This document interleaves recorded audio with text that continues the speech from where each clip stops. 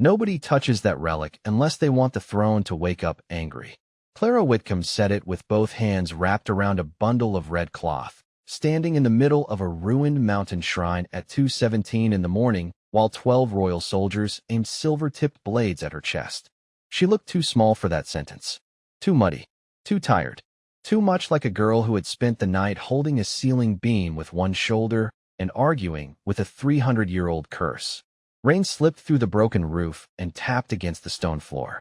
The old wolf crest above the altar had cracked straight down the middle, which felt dramatic and rude, considering Clara had only come here to replace 3 candles and check a loose seal. Captain Brooks, commander of the Alpha King's Northern Patrol, stared at her like she had just stolen the moon and was being difficult about returning it. "Put it down, Omega." The word landed hard. Around him, a few younger soldiers shifted their weight, suddenly interested in the floor. In Blackpine territory, an Omega with no rank was supposed to lower her eyes, apologize for taking up space, and obey men wearing royal black. Clara did lower her eyes. Not from fear. To check whether the relic was still glowing under the cloth. It was. Wonderful. Of course it was. "I can't put it down," she said. "It's sealed to the shrine." Brooks stepped closer. "That shrine belongs to the crown." Then the crown should have sent somebody before the roof fell in. A soldier near the door made the mistake of coughing like a laugh. Brooks shot him a look, and the laugh died a respectful death. Clara hugged the bundle tighter. Beneath the cloth, the moonlock relic pulsed against her palms, cold and steady, like a second heartbeat that had not decided whether it approved of her. Her grandmother used to say old magic had manners, but Clara was beginning to suspect her grandmother had been an optimist. "Last warning," Brooks said. "Hand it over." "Last warning back," Clara said. "Don't touch it with alpha hands." That did it. The tallest soldier, a broad alpha with a jaw built for bad decisions, reached for the bundle. His fingers brushed the red cloth. The relic flashed silver. Not loud. Not explosive. Just one clean burst of light that knocked him backward into a stack of wet books. He landed sitting upright, blinking, with a ruined prayer pamphlet stuck to his shoulder. Nobody moved. Clara looked down at him. That was actually polite for an ancient royal seal. Brooks swallowed, and for the first time his command voice cracked. "What are you?" Clara wanted to say tired. Underpaid. A woman who had warned everyone twice. Instead, the relic warmed in her hands, and a whisper slid through the broken shrine, old as winter and sharp as truth. "Hail blood is coming." 30 miles away, inside Blackpine Palace, Alpha King Everett Hale woke from a dead sleep with his wolf clawing at his ribs and one word burning through his mind. Mine. By sunrise, Clara Whitcomb was standing in the war hall of Blackpine Palace with mud on her boots, silver restraint cord around her wrists, and the moonlock relic sitting on a black stone table like it owned the building. Nobody had offered her coffee. Nobody had offered her a chair. The palace had offered her 6 guards, 3 suspicious scholars, and 1 council elder who looked as if he had been personally offended by her breathing. At the far end of the room, Alpha King Everett Hale stood beneath the carved wolf banners, tall, dark-haired, and frighteningly still. He did not need a crown to look like a king. The room had already agreed with him. His gray eyes moved from the relic to Clara, and something in her chest pulled tight, sudden and warm, as if an invisible thread had been tied around her ribs. Everett's jaw flexed. He felt it too. That was the problem. Council Regent Malcolm Voss stepped forward with a thin smile. "Your Majesty." The girl was found trespassing inside a sealed royal shrine while holding a forbidden relic. "This is theft, possibly treason." Clara looked at him. "Good morning to you too." One of the scholars dropped his pen. Everett did not smile, but his wolf pushed close enough to the surface that the air changed. Every wolf in the room felt it. The guards lowered their eyes. Clara should have lowered hers. She did not. She was too tired to perform fear for men who had arrived late to a disaster and called themselves witnesses. "Can you open it?" Everett asked. His voice was low, controlled, and rough at the edges, like sleep had not fully left him. Malcolm motioned to the scholars. One by one, they approached the moonlock relic with gloves, charms, measuring rods, and the kind of confidence that usually belonged to people who had never fixed anything with a kitchen knife and prayer. The first seal expert whispered a formal unlocking phrase. Nothing happened. The second pressed a bronze key into the carved moon at the center. The key snapped clean in half. The third turned the relic around and frowned. Clara sighed. You are holding it upside down. The room went quiet in a way that felt expensive. Malcolm turned slowly. You will speak when addressed. Then somebody should address the fact that your expert just tried to unlock the bottom. Everett's eyes flicked to the relic. Turn it. The scholar hesitated, then turned it. The silver lines along the relic brightened. Malcolm's smile thinned until it almost disappeared. Everett stepped closer. The mate bond tugged again, sharper now. Clara forced herself not to react. An Alpha King was not a rescue. An Alpha King was a political weather system with boots. Everett reached toward the relic. Your Majesty, Clara said quickly, wait. His hand stopped inches above the seal. Why? Because it knows your bloodline. Everett looked at her. That sounds like a reason I should touch it. No, Clara said softly. It knows your bloodline, and it is angry. He touched it anyway. The relic did not throw him back. It did something worse. It went cold. Every torch in the hall bent toward the table, and a silver image rose above the stone. A crown falling into snow, a woman in a torn white cloak standing over it, and the shadow of a wolf kneeling beside her. Clara's breath caught. Everett stared at the image like someone had opened a locked room inside his own childhood. Malcolm stepped forward too fast. Enough. This is corrupted memory. The relic pulsed once. Clara heard the whisper clearly this time. Wickham kept the oath. Hale broke it. Everett's gaze snapped to her. Wickham. Malcolm's voice cut in before she could answer. That family line was erased for betrayal. Clara lifted her bound hands just enough for the silver cord to catch the light. Then maybe your records are lying. The war hall held its breath. Everett looked at the guards, then at Malcolm, then back at Clara. His wolf pressed against the air between them, fierce and certain. She is not going to the cells, Everett said. Malcolm stiffened. Your Majesty, that would be unwise. Everett's expression turned colder. I did not ask for a weather report. Clara blinked. A few guards suddenly found the banners fascinating. Everett looked at her again, and the pull in her chest warmed despite every sensible part of her objecting. Clara Whitcomb will remain under my protection until I know why a dead oath knows her name. The relic glowed softly on the table, almost satisfied. Clara looked at the Alpha King and understood two things at once. He had just saved her from the council, and he had made her the most dangerous Omega in the palace. Clara learned before breakfast that under my protection meant 2 guards outside her door, 1 guard inside the hallway, and a window that had been sealed shut sometime during the last century by a person with trust issues. The room was not a cell. It had shelves, a writing desk, a fireplace, and a view of the north courtyard where royal wolves trained in clean lines beneath black pine trees. It was still locked from the outside, which made the palace definition of hospitality feel ambitious. A maid brought tea and looked at Clara as if she might start glowing at any second. Thank you, Clara said. The maid flinched at the politeness, set the tray down, and hurried out. Clara looked at the moonlock relic resting on the desk, wrapped again in red cloth. Great. Now I scare the staff. The relic gave 1 soft pulse. Clara narrowed her eyes. Do not encourage this. The door opened without a knock. Alpha King Everett Hale stepped in with Captain Brooks behind him and 2 senior archivists carrying boxes of royal records. Everett had changed into a dark coat with silver clasps, every inch the controlled king from the banners, except his eyes went straight to Clara first, not the relic. The invisible thread in her chest tightened. His wolf noticed her before his manners did. Everett stopped just inside the room, as if he had felt the same pull and resented being informed. Miss Wickham, he said. Your Majesty, Clara replied. Lovely prison. Captain Brooks coughed into his fist. Everett glanced at the locked window. It is a secured archive suite. That sounds like a prison with better furniture. One of the archivists inhaled sharply. Nobody talked to an Alpha King that way in Blackpine. Apparently, nobody had been trapped in a room after being accused of treason before breakfast either. Everett did not growl. He only looked at her for a long second, and Clara had the irritating feeling that he was deciding whether to be angry or impressed. The council wants you questioned in the lower hall, he said. I refused. That must have made them warm and friendly. Regent Voss has never been either. Clara almost smiled. Almost. Everett moved to the table and unwrapped the relic without touching the seal. You said my records may be lying. I said maybe. I was being polite.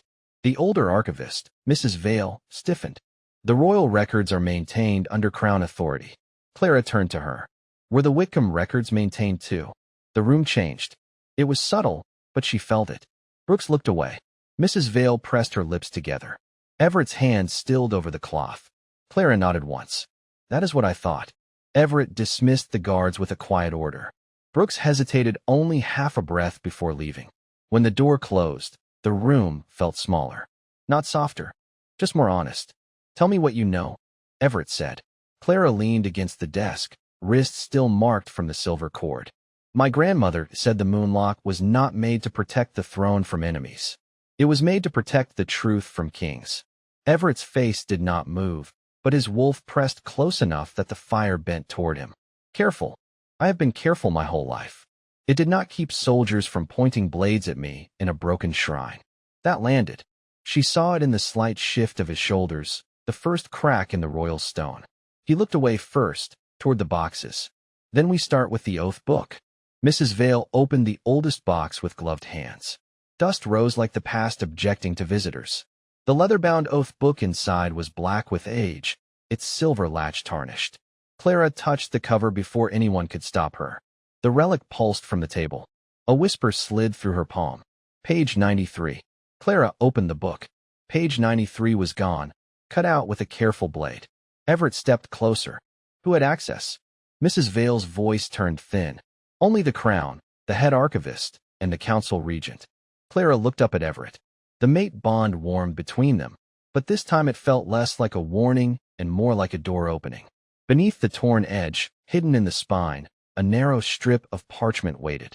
Clara pulled it free and read the names written in faded silver ink. Elias Hale, Margaret Whitcomb, bound by moon oath, bound by blood, bound against the council that betrayed us. The room went silent. Then the relic on the desk opened one silver eye. The silver eye in the relic did not blink. It simply opened in the carved face of the moon and stared at Clara like an old aunt who had caught everyone lying at Thanksgiving. Mrs. Vale made a small sound and stepped back from the table. Everett did not move, but every wolf instinct in the room sharpened around him. Clara felt it crawl over her skin, not threatening, exactly, but powerful enough to remind her that the man standing 3 feet away could silence a war hall by breathing wrong. The relic pulsed again. The torn strip of parchment warmed between Clara's fingers. That is not supposed to exist, Mrs. Vale whispered. Clara looked at her. People keep saying that about things that are very much existing.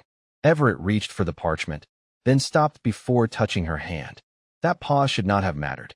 It did. It was the first careful thing he had done since she arrived. May I? He asked. Clara glanced at him. An Alpha King asking permission in his own palace was the kind of event that probably deserved a plaque. She handed him the strip. Their fingers brushed for half a second. The mate bond snapped bright between them, sudden as a match in a dark room. Clara inhaled. Everett's eyes changed, gray giving way to something older, brighter, wolf close.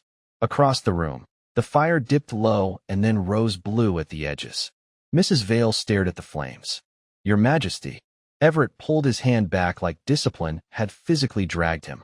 Clara folded her arms because it was either that or press a palm against her chest like a dramatic teenager in a grocery store romance paperback. So, she said, trying for normal and landing somewhere near suspicious. Does your palace usually change the color of fire when you touch paperwork? Everett's jaw tightened. No, comforting. The relic's silver eye narrowed. A thread of light rose from it and wrapped around the parchment in Everett's hand, then stretched toward Clara's wrist. Not a chain. Not a trap. More like a question. Clara should have stepped away. Every sensible part of her voted for stepping away. Unfortunately, her wolf, quiet all her life because low-ranked Omegas learned early that silence was safer, lifted its head inside her chest and answered. The room vanished. Snow replaced the floor. Wind cut through a dark forest. Clara stood inside a memory that smelled like pine smoke, iron-cold air, and grief. Beside her stood a woman in a white cloak, Margaret Whitcomb, with Clara's same stubborn chin and a blood-red cord tied around one wrist. Facing her was Elias Hale, the first Alpha King, younger than the statues made him look and far more afraid. If the council turns the crown against the oath, Elias said, your line will keep the truth. Margaret held out the moonlock relic. And if your line forgets us? Elias looked toward the unseen palace. Then one of mine will have to earn one of yours again. The memory shifted. Clara felt Everett beside her now, not touching, but close enough that the bond hummed like a live wire. His voice came rough and quiet. I was never taught this. Clara watched Margaret press her palm to the relic. I was taught not to expect you to know. The snow dissolved.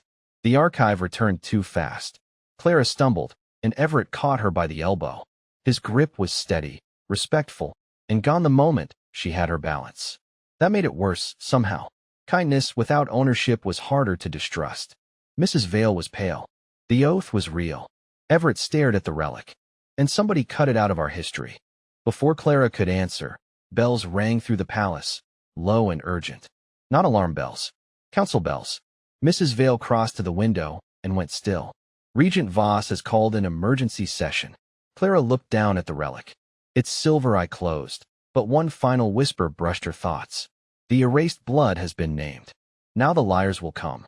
By the time Clara reached the east corridor, the palace had already decided what she was.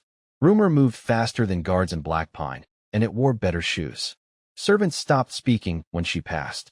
Two noble wolves near the staircase lowered their voices too late.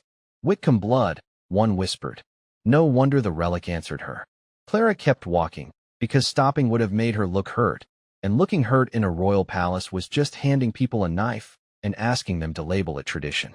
Everett walked beside her, silent and controlled, but the air around him had gone sharp. His wolf did not like the whispers. His king did not know what to do with them.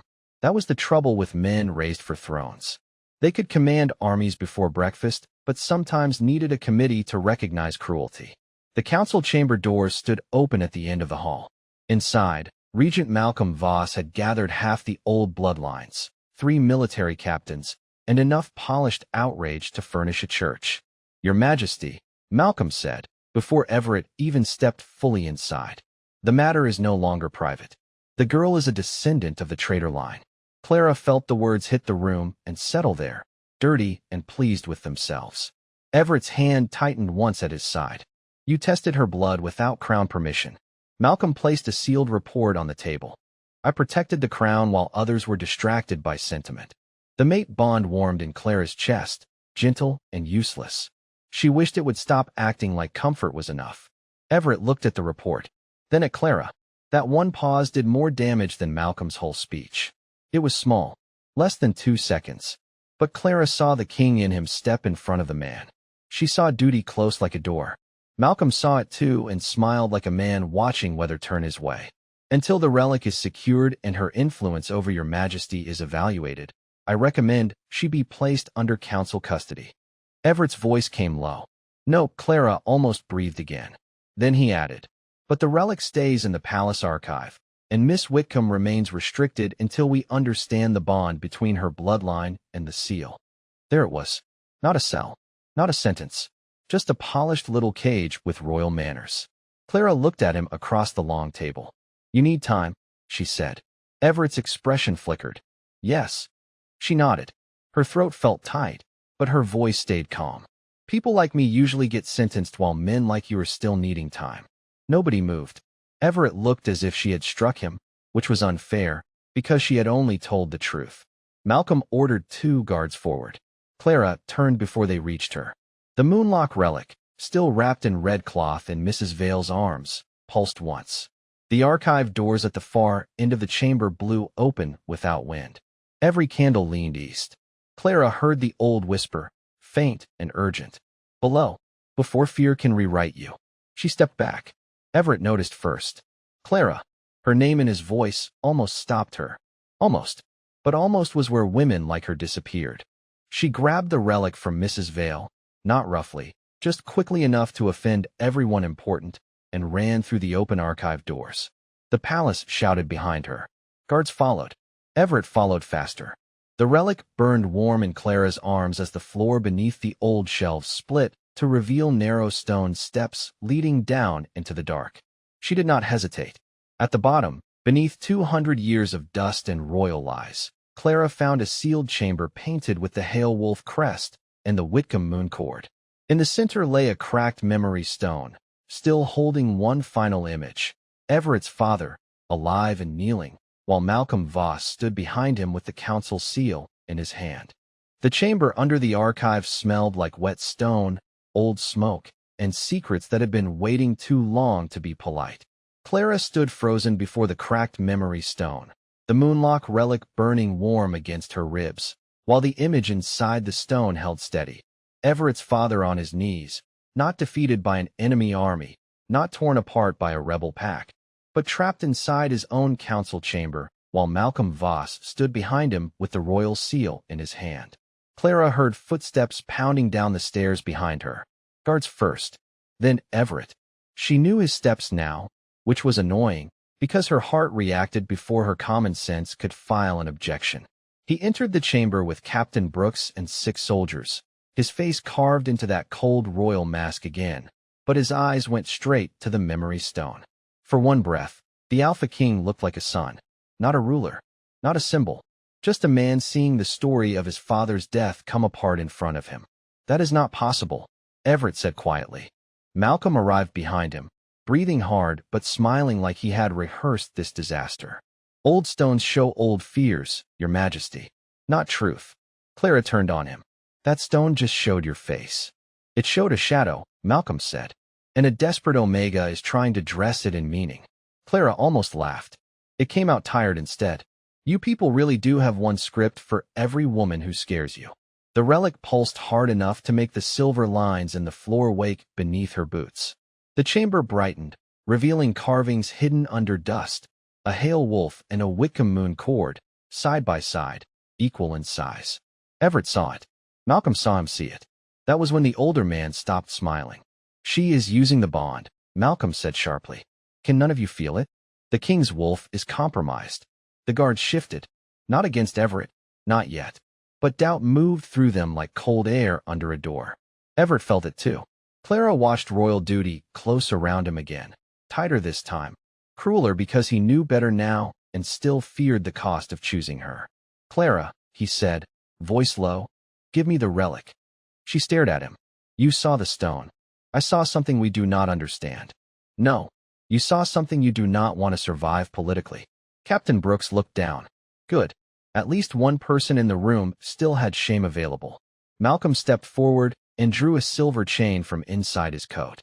The links were etched with old council marks and stained dull green at the edges. Clara smelled bitter herbs and frozen metal. Her wolf recoiled. Everett's did too, hard enough that his shoulders tensed. A stabilizing seal, Malcolm said. For everyone's protection. Clara backed away. That is not protection. Everett looked at the chain, then at her. His wolf was fighting him. She could feel it through the bond, furious and certain. But the king raised his hand, stopping the guards from moving too fast. It should have comforted her. It did not. Give it to me, he said. Clara's throat tightened. Ask me because you trust me. Silence. That was the answer. Something in her chest went very still. She placed the relic on the stone between them. A sealed truth will not open for a coward. The words landed before she could soften them. Everett flinched, barely, but enough. Malcolm snapped the chain around the relic. The chamber went dark. The moonlock stopped glowing. And Clara, who had stood through soldiers, accusations, and an angry royal seal, finally understood the worst kind of betrayal was not being disbelieved by an enemy. It was being doubted by the one person whose wolf had known you from the start. By noon, Clara stood in the great hall of Blackpine Palace with the moonlock relic chained on a pedestal behind her, and half the kingdom watching like guilt was a public sport. Noble packs filled the balconies. Royal soldiers lined the walls. Servants crowded the back doors pretending to carry trays they had no intention of delivering. Malcolm Voss stood at the council dais, clean, composed, and pleased with himself in a way Clara found personally offensive.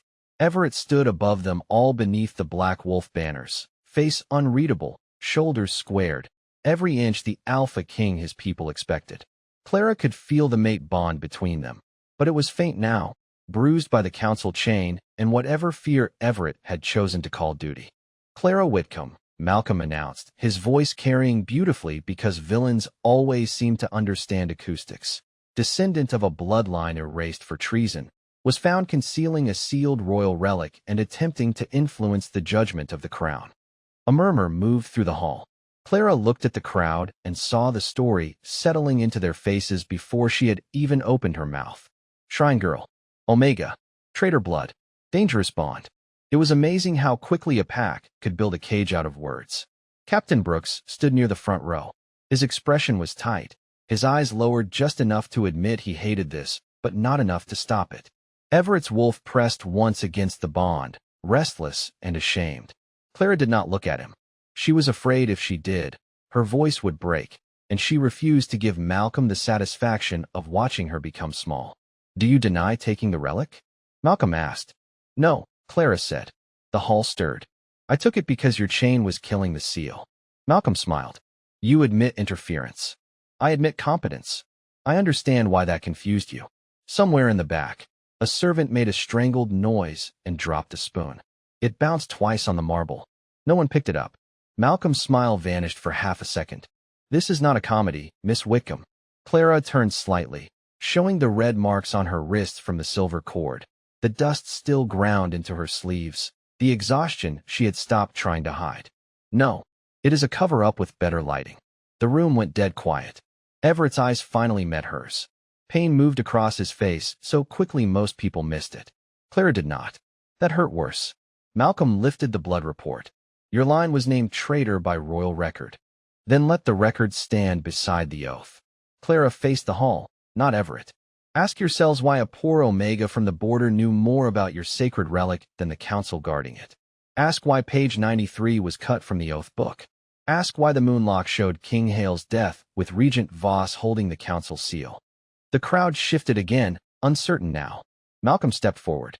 "She is trying to turn the pack against its own throne." Clara's chest tightened. Here it was. The trap. If she claimed Everett through the mate bond, they would say she was controlling him.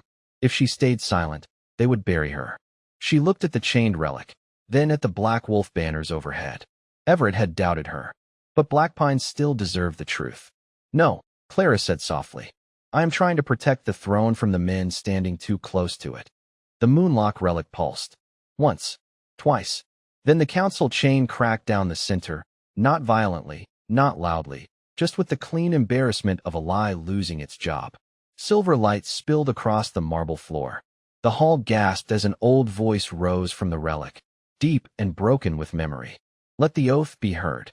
A vision opened above the pedestal. Everett's father alive in the council chamber, Malcolm Voss standing behind him, and the royal seal glowing in Malcolm's hand. The vision above the pedestal sharpened until the entire great hall seemed to forget how to breathe. Everett's father, King Alaric Hale, stood inside the old council chamber, younger than the portraits, his dark hair streaked with rain, one hand pressed to the same moonlock relic now glowing before Clara. Malcolm Voss stood behind him with the royal seal in his palm and 3 council members at his back. No swords flashed. No dramatic storm crashed through the windows. That almost made it worse. It looked quiet, organized, official, the kind of betrayal that came with paperwork. Alaric's voice rolled through the hall, rough with exhaustion. The Wickham line kept the oath. If their names are erased, the throne becomes a chair for cowards. A ripple went through the noble packs. Malcolm's face turned the color of old candle wax. The vision shifted. A younger Malcolm pressed the royal seal into soft black wax beneath a forged decree. The words appeared in silver light for everyone to read. Wickham bloodline declared traitor by emergency council authority. Clara stood very still. She had imagined anger would feel hot when the truth finally came out. It did not. It felt cold, clean, and strangely lonely. All those years of being treated like a stain in the pack records, and the whole thing had been one man protecting his power with a stamp. Malcolm lunged for the pedestal. "This relic is corrupted." Everett moved first, not as a king giving orders from a safe distance. As a wolf finally done listening to bad men explain honor. He caught Malcolm's wrist before the older man reached the relic. Not hard enough to injure him, just firm enough to remind the room that authority had changed hands. "Do not touch it," Everett said. Malcolm stared at him. "Your Majesty, she is turning you against the council." Everett looked at Clara then, and the mate bond between them stirred, weak but alive, like something wounded lifting its head. His voice dropped. "No, The council taught me to doubt the one person telling the truth. Clara did not soften. Not yet. Forgiveness was not a door men got to open just because they finally found the handle. Everett seemed to understand that, which made it harder to hate him properly. He turned back to the hall. I was wrong. The words landed heavier than any command. Royal soldiers straightened. Noble wolves stared. Somewhere in the back, Mrs. Vale covered her mouth with one gloved hand. Everett stepped down from the dais until he stood beside Clara, not in front of her. That mattered. I chose fear and politics over trust, he said. That failure is mine. Clara looked at him from the corner of her eye. That was almost a decent apology. A stunned silence followed. Then Captain Brooks made a sound that was dangerously close to laughter and wisely disguised it as a cough. Everett's mouth almost moved. Almost. I will work on the rest. The moonlock relic flared brighter, as if old magic appreciated emotional accountability, but still wanted documentation. Silver light wrapped around Clara's left hand and Everett's right. A final image formed above them. Elias Hale and Margaret Whitcomb standing side by side, palms on the first seal. Equal. Unbowed. The old voice spoke again. Let Hale blood restore what Hale fear broke. Let Whitcomb blood choose whether to answer.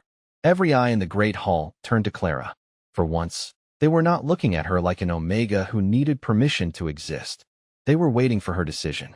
Clara placed her palm on the relic. Everett did not move until she looked at him and gave the smallest nod. Then he placed his hand beside hers. The seal opened with a sound like ice cracking on a lake in spring. Light swept through the hall, touching every forged record, every hidden seal, every council mark Malcolm had buried under royal language. Papers flew from the archive boxes and arranged themselves in the air, page after page of lies unfolding where the entire pack could see them. Malcolm sank into his chair as if his bones had remembered gravity. The relic's light dimmed. Clara swayed. Everett turned toward her, but stopped himself from grabbing her, choosing instead to offer his arm. That choice, small and careful, broke something in her chest more gently than trust. She took one step, then the room tilted.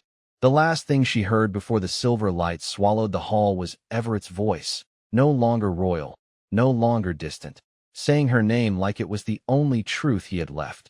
Clara woke to the sound of rain tapping against glass and the strange luxury of not being guarded. For a moment, that frightened her more than the chains had. Then she saw the moonlock relic resting on the small table beside her bed, quiet under its red cloth, no longer burning, no longer whispering, just sitting there like an exhausted old judge after a very long trial. The royal infirmary smelled like cedar polish, clean linen, and the herbal tea someone had placed within reach.